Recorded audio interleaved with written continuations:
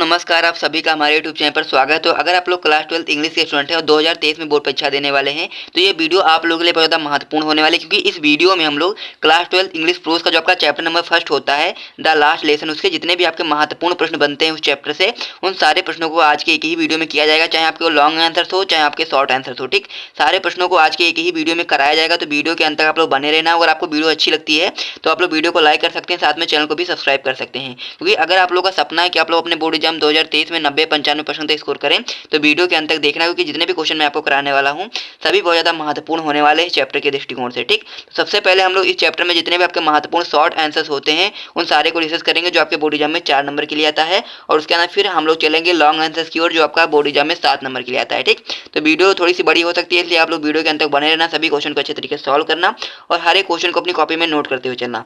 और अगर आप लोग इसी प्रकार से class 12 biology, physics, chemistry, Hindi, English के सभी चैप्टर्स के नोट्स प्लस में इंपॉर्टेंट क्वेश्चन आंसर वगैरह पाना चाहते हैं तो आप लोग हमारा ग्रुप ज्वाइन कर सकते हैं, जिसका चार्ज केवल 150 है। जिनको भी ग्रुप ज्वाइन करना है डिस्क्रिप्शन में आपको मेरा व्हाट्सएप नंबर मिल जाएगा, आप लोग मुझसे कांटेक्ट कर लेना, मैं आपको डेमो नोट्स भेज दूंगा, आप लोग देख लेना।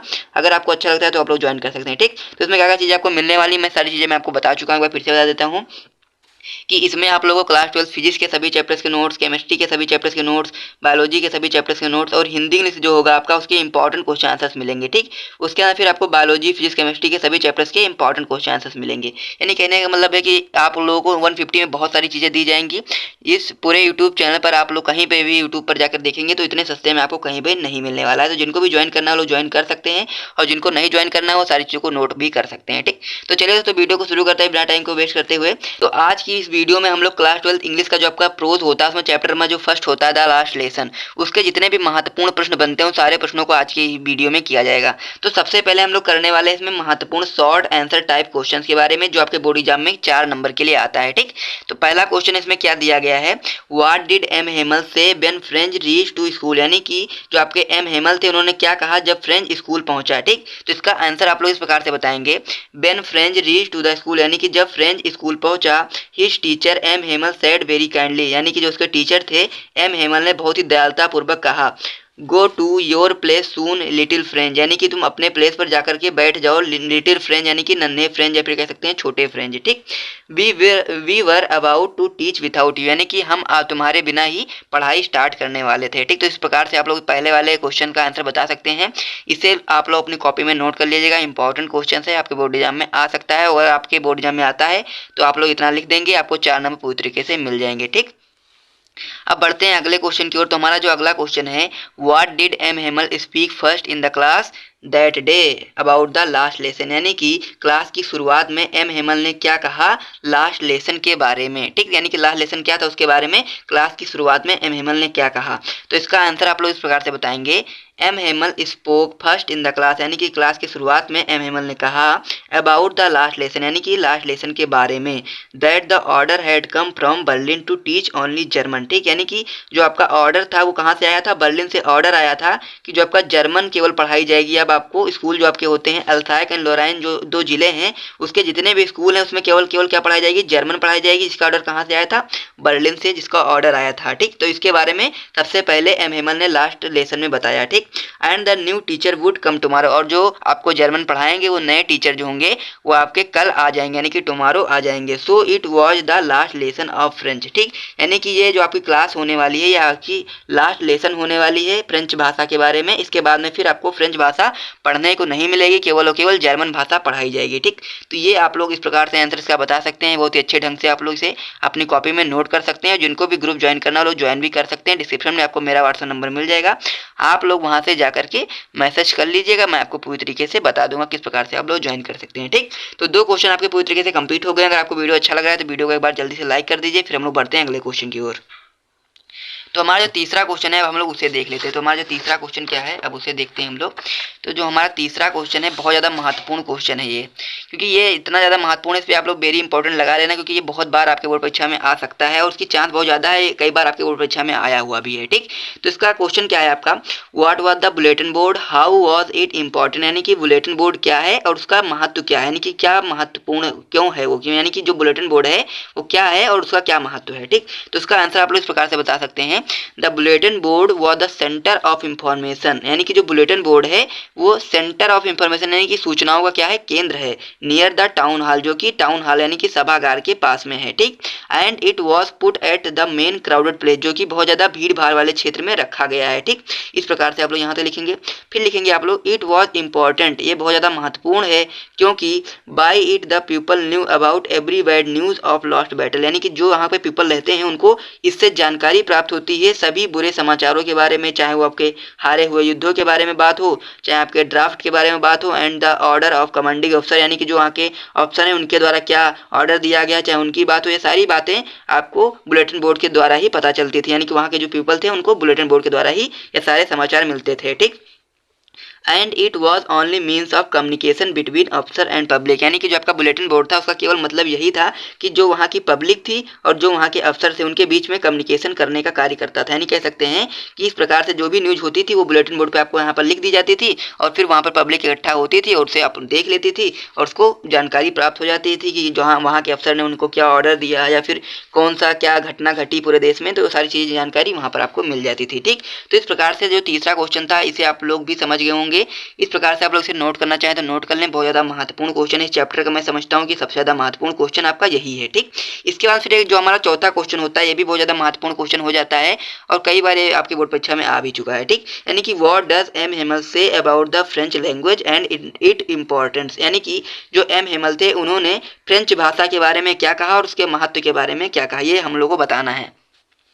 तो इसका आंसर आप लोग इस प्रकार से लिख सकते हैं कि M Hamel says that French language is the most beautiful language of the world, यानी कि जो एम हेमल थे उन्होंने बताया कि जो आपकी फ्रेंच लैंग्वेज होती है बहुत ज़्यादा कह सकते हैं बहुत ज़्यादा सुंदर लैंग्वेज है, पूरे विश्व की सबसे ज़्यादा सुंदर लैंग्वेज है। फ्रेंच भाषा जो है बहुत ज़्यादा सुंदर भाषा है पूरे विश्व में।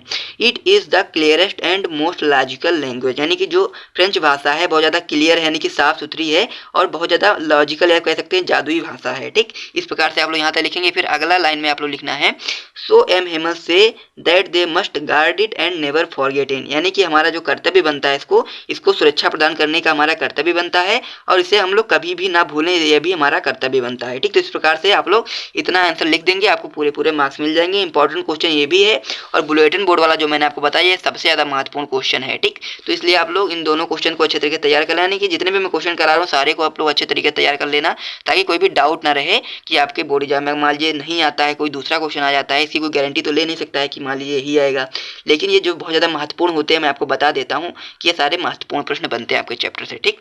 तो जो हमारा अगला क्वेश्चन है whom did M Hamel blame for his ignorance in studies why, यानी कि जो एम हेमल थे वो किसको ब्लेम कर रहे थे स्टडीज़ के बारे में और क्यों ब्लेम कर रहे थे, ठीक।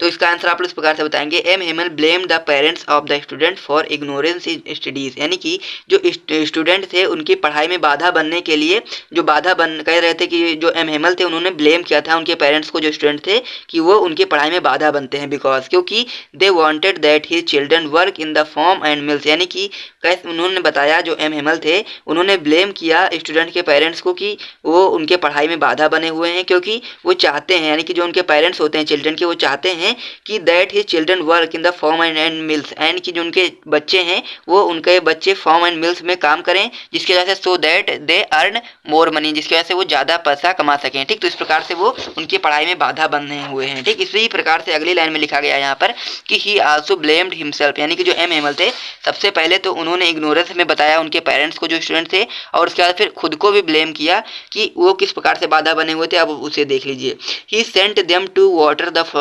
Flowers and when he wanted to go fishing he gave them a holiday, यानी कि क्लास में कभी कभी क्या करते थे जो आपके एम हेमल थे वो स्टूडेंट को भेज देते थे जो फ्लावर होते थे उनमें पानी डालने के लिए, तो इससे भी उनकी पढ़ाई में नुकसान होता था। साथ ही में and when he wanted to go fishing he gave them a holiday, यानी कि जब भी एम हेमल का मन करता था फिशिंग करने का, नहीं कह सकते मछली पकड़ने का, तो भी वो स्कूल में हॉलीडे रख देते थे जिसकी वजह से पढ़ाई का नुकसान होता था। तो इस प्रकार से खुद को और साथ ही में जो वहाँ उनके पेरेंट्स थे स्टूडेंट के उनको भी ब्लेम करते हैं उनकी पढ़ाई में बाधा बनने के लिए, ठीक। So his parents and M Hamel both are blamed for the ignorance studies, यानी कि एम हेमल ने बताया कि मैं यानी कि एम हेमल और साथ ही में जो उनके पेरेंट्स है स्टूडेंट के वो सारे दोनों लोग मिलकर के ब्लेम्ड हैं इस इग्नोरेंस इन स्टडी, यानी कि स्टूडेंट के पढ़ाई में बाधा बनने के लिए दोनों लोग बहुत ज़्यादा कह सकते हैं कि ब्लेम्ड हैं, ठीक।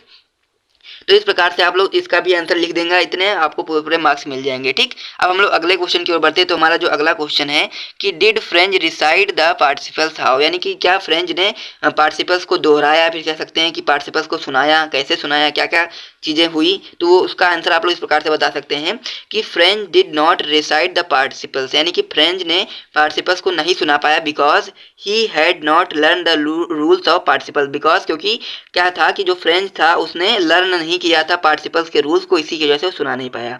And he wanted to read without mistake, लेकिन वो क्या चाहता था, लेकिन वो चाहता था कि वो बिना किसी मिस्टेक के पार्टिसिपल्स को पढ़े, लेकिन वो पढ़ नहीं पा रहा था क्योंकि उसने कुछ याद नहीं किया था।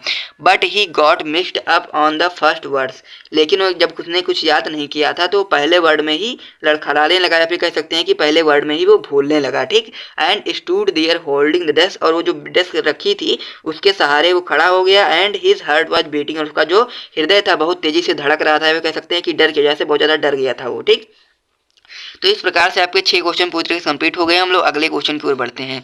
तो जो हमारा अगला क्वेश्चन इसमें दिया गया है, why was French in great fear when he started for school, यानी कि जब फ्रेंच स्कूल के लिए तैयार हो रहा था तो क्यों इतना ज़्यादा डरा हुआ था, यानी कह सकते हैं बहुत ज़्यादा डरा हुआ क्यों था जब वो स्कूल के लिए तैयार हो रहा था।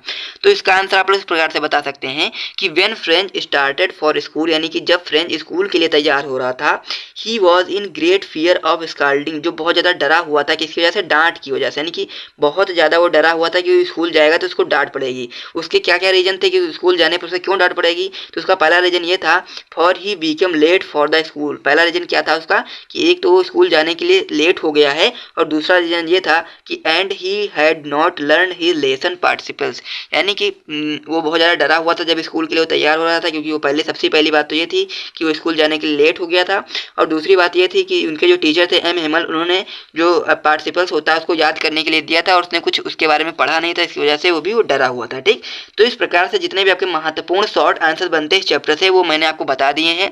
अगर आपने इन सभी को देख लिया, अगर आप इस चैप्टर से आता है तो आप लोग 4 नंबर आराम से पक्के कर लेंगे। ठीक, अब हम लोग बढ़ते हैं नेक्स्ट क्वेश्चन जो आपका बोर्ड एग्जाम में आता है, लॉन्ग आंसर्स, जो आपके बोर्ड एग्जाम में 7 नंबर के लिए आता है। अब हम लोग इस चैप्टर में जितने भी आपके महत्वपूर्ण लॉन्ग आंसर बनते हैं या फिर बन सकते हैं उनको अब हम लोग देखने वाले हैं। ठीक, तो यहाँ तक अगर आपको वीडियो अच्छी लगी है तो वीडियो को लाइक कर दीजिए, साथ में चैनल को भी सब्सक्राइब कर दीजिए।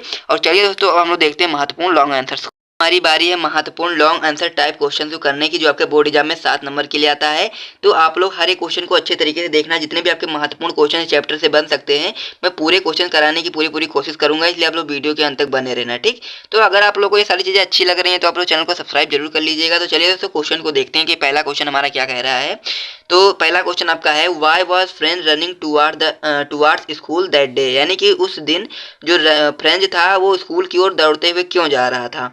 What did he notice during the way, और उसने रास्ते में क्या नोटिस किया। ठीक, उसने रास्ते में क्या देखा, क्या नोटिस किया, इसका भी आंसर हम लोग को बताना है। तो इसमें 2 क्वेश्चन आपके दिए गए, एक यहाँ से यहाँ तक का, एक यहाँ से यहाँ तक का, दोनों का आंसर मैं आपको बताऊंगा। तो चलिए पहले क्वेश्चन का आंसर देखते हैं। यहाँ पर क्या दिया गया है, दैट डे, यानी कि उस दिन French war running toward the school, यानी कि जो फ्रेंच था वो स्कूल की ओर दौड़ते हुए जा रहा था, कह सकते हैं because he was very late, क्योंकि बहुत ज़्यादा वो लेट हो गया था। ठीक, and was in great dread of scolding, और वो बहुत ज़्यादा डरा हुआ था, डांट पड़ने की वजह से बहुत ज़्यादा डरा हुआ था। Actually his teacher M Hamel, यानी कि जो उसके टीचर थे M Hamel, had said that he would questions them on participle, यानी कि जो उसके टीचर थे उन्होंने पार्टिसिपल से क्वेश्चन को याद करने के लिए दिया था। And French did not know the first word about them, लेकिन जो फ्रेंच था उसको पार्टिसिपल का पहला अक्षर तक नहीं पता था। ठीक, तो so he was in double terror, जो कि बहुत ज़्यादा दोगुने डर में था, इसी की वजह से वो क्या था, वो दोगुने डर में था।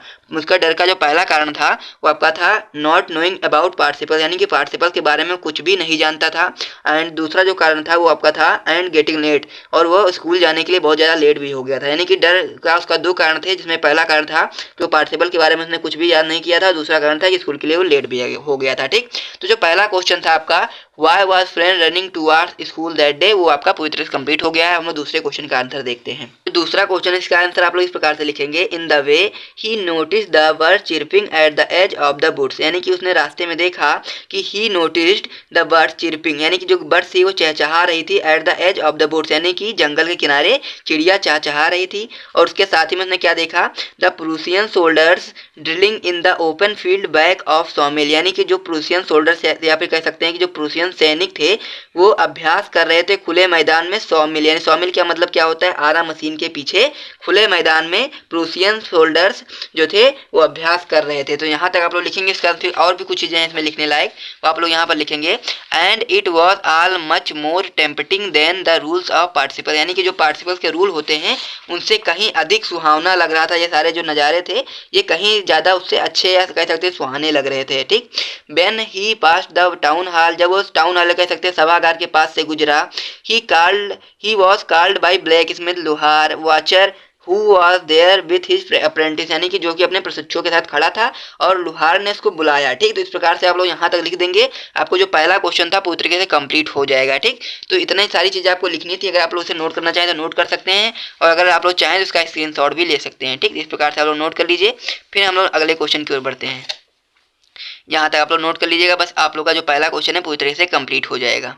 दूसरा क्वेश्चन क्या है उसे देखते हैं। तो हमारा जो दूसरा क्वेश्चन है, what was the scene inside the class, यानी कि क्लास के अंदर का सीन क्या था, दृश्य क्या था, when Franz reach the school, यानी कि जब फ्रेंच स्कूल पहुंचा तो क्लास के अंदर का सीन क्या था। तो इसका आंसर आप लोग इस प्रकार से बताएंगे, the scene inside the class was very quiet like Sunday, जो क्लास के अंदर का जो सीन था बहुत ज़्यादा शांत था, संडे के समान, यानी कह सकते हैं जिस प्रकार संडे को छुट्टी होती है तो वहाँ पर कोई बच्चे वगैरह नहीं होते, बहुत ज़्यादा शांत माहौल होता है, उसी प्रकार का माहौल आज भी देखने को मिल रहा था। When Franz reach the school, जब वो फ्रेंच स्कूल पहुंचा। ठीक, then he saw that his classmate had already taken their place, जब उसने अपने क्लासमेट को देखा तो सभी क्या थे, अपने जो प्लेस था उस पर ऑलरेडी टेकन है, कह सकते हैं बैठे हुए थे। ठीक, his teacher M Hamel was walking here and there, उसके जो टीचर थे एम हेमल वो इधर उधर कह सकते हैं चल रहे थे या फिर कह सकते हैं घूम रहे थे, with his iron fearful rod, जो कि अपने हाथों में क्या लिए हुए थे, आयरन जो आपका कह सकते हैं लोहे की जो रॉड होती है, कह सकते हैं छड़ होती है, उसको लिए हुए थे। ठीक,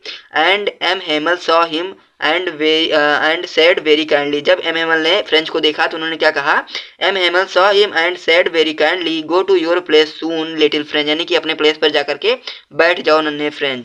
when French saw his teacher, जब फ्रेंच ने अपने टीचर को देखा, फिर कहते हैं एम हेमल को देखा, ही वोर हिज ग्रीन ब्यूटीफुल कोट, जो उनके टीचर थे उन्होंने क्या पहना था, ग्रीन ब्यूटीफुल कोट, आप कह सकते हैं कि हरा जो आपका होता है ब्यूटीफुल सुंदर कोट पहने हुए थे। ठीक, आगे आप लोग लिखेंगे, देन ही सा that the village people were sitting on the back benches, जब उसने देखा कि जो विलेज पीपल कह सकते हैं गांव वाले जो लोग थे वो बैक बेंचेस से कह सकते हैं जो पीछे वाली जो सीट होती है उस पर बैठे हुए थे, and they were looking strange and solemn, जो कि दिखने में बहुत ज़्यादा अनोखे और शांत दिखाई दे रहे थे। ठीक, यहाँ पर आप आगे लिखेंगे कि but the thing that wicked him the most that was the back benches that were always, जो कि बहुत ज़्यादा विवादित बात ये थी कि जो बैक बेंचेस होती थी जो हमेशा कह सकते हैं इम्पटी रहती थी, कह सकते हैं खाली रहती थी, लेकिन आज वो भरी हुई थी, किसके द्वारा भरी हुई थी, जो आपका बट टूडे जो थे आप विलेज पीपल जो थे यानी कि गाँव के लोग, Hauser, the mayor, farmer mayor, और साथ ही में जो फॉर्मर होते वो, और साथ ही में जो पोस्ट मास्टर होते, ये सारे लोग आए थे और वो जो पीछे की जो सीटें हमेशा खाली रहती थी उन पर करके ये लोग बैठ गए थे, बहुत ज़्यादा शांतिपूर्वक वहाँ पर बैठे हुए थे। तो इस प्रकार से जो आपका दूसरा क्वेश्चन होता है पूरी तरीके से कंप्लीट हो जाता है। आप लोग यहाँ से देख सकते हैं कि जितने भी आपके इंपॉर्टेंट इसमें टॉपिक होते हैं, जितने भी चीज़ें लिखनी होती हैं, सारी चीज़ों को मैंने लिख करके बता दिया है। तो आप लोग इसे नोट करना चाहें तो नोट कर लें, स्क्रीनशॉट लेना चाहें तो स्क्रीनशॉट कर लें, और या फिर अगर आप लोग ग्रुप ज्वाइन है तो आपको यह नोट्स वहाँ पर मिल ही जाएगा। ठीक, तो यहाँ तक आप लोग लिखेंगे, इसका फिर आप लोग यहाँ तक लिखेंगे, फिर हम लोग अगले क्वेश्चन की ओर बढ़ेंगे। ठीक, तो यहाँ तक आप लोग लिख लीजिए, फिर हम लोग अगले क्वेश्चन की ओर बढ़ते हैं। तीसरे क्वेश्चन को डिस्कस करने वाले हैं जो बहुत ज़्यादा महत्वपूर्ण क्वेश्चन हो सकता है आपके लिए, क्योंकि अगर आप लोग से पूछ लेता है कि चैप्टर का समरी बताइए तो आप लोग किस प्रकार से बताएंगे, उसका मैं आपको आंसर यहाँ पर बता देता हूँ किस प्रकार से आप लोग इसका समरी लिख सकते हैं इस चैप्टर का। तो क्वेश्चन क्या कह रहा है, what is the summary of the story the last lesson discuss, यानी कि जो लास्ट लेसन की समरी है उसको हम लोग को डिस्कस करना है। तो इस प्रकार से आप लोग उसका आंसर बताएंगे, it is a very interesting lesson written by Alphonse Daudet, जो कि ये लास्ट लेसन है बहुत ज़्यादा महत्वपूर्ण या कह सकते हैं इंटरेस्टिंग लेसन है जो कि किसके द्वारा लिखा गया है? अल्फॉन्स डाउडेट के द्वारा लिखा गया है।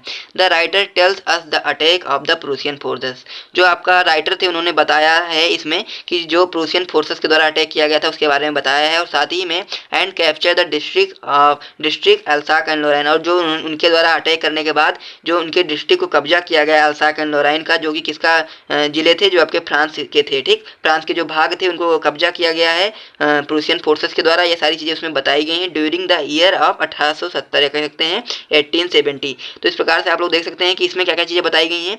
ये चैप्टर जो है आपका बहुत ज़्यादा महत्वपूर्ण है, इंटरेस्टिंग है, रोचक है। साथ ही में इसमें चैप्टर में जो वहाँ के राइटर हैं अल्फॉन्स डाउडेट, उन्होंने क्या बताया है, उन्होंने बताया है प्रूसियन फोर्सेस के द्वारा जो अटैक किया गया उसके बारे में बताया गया है, और साथ ही में उन्होंने जो फ्रांस के जो दो क्षेत्र थे कह सकते हैं अल्साक एंड लोरेन, इसको किस प्रकार से कैप्चर किया है वो सारी चीज़ें इसमें बताई गई हैं। ठीक, इसकी मैं आगे आप लोग लिखेंगे the Prussians had conquered a part of France in the battle, यानी कि जो फ्रांस और प्रूसियन के बीच में जो युद्ध हुआ उसमें प्रूसियंस जो थे उन्होंने फ्रांस के कुछ पार्ट को कब्जा कर लिया था। ठीक, this parts name are Alsace and Lorraine, जो पार्ट थे उनका क्या नाम था? Alsace and Lorraine. दो ऐसे पार्ट थे जिन पर प्रूसियन ने कब्जा कर लिया था।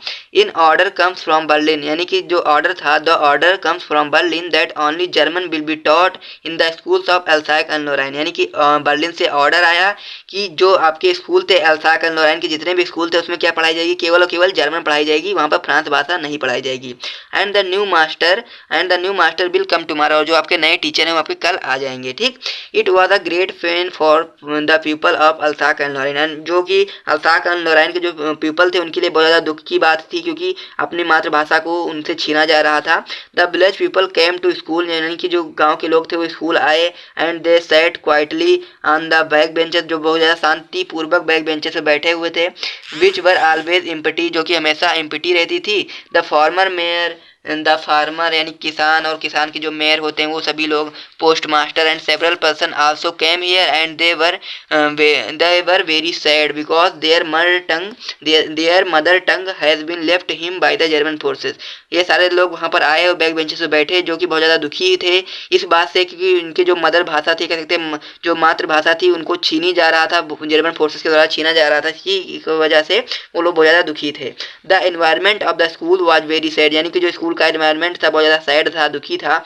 The village people were crying because, जो वहाँ के विलेज के पीपल थे बहुत ज़्यादा रो रहे थे, चिल्ला रहे थे। Because their right had been left to him to study और स्पीक देयर ओन लैंग्वेज, जो कि उनका अधिकार होता है कि अपनी मातृभाषा को बोलें और पढ़ें, उनसे छीना जा रहा था, कि इसी वजह से वो लोग बहुत ज़्यादा रो रहे थे, चिल्ला रहे थे। ठीक, तो इस प्रकार से आप लोग समरी लेसन की बता सकते हैं, इतना आप लोग लिखेंगे आपको पूरे मार्क्स मिल जाएंगे। ठीक, तो अगर आप लोग को वीडियो अच्छा लगा है तो वीडियो को आप लोग एक बार लाइक कर दीजिएगा, साथ में चैनल को भी सब्सक्राइब कर दीजिएगा इसी प्रकार के महत्वपूर्ण वीडियोस को जानने के लिए।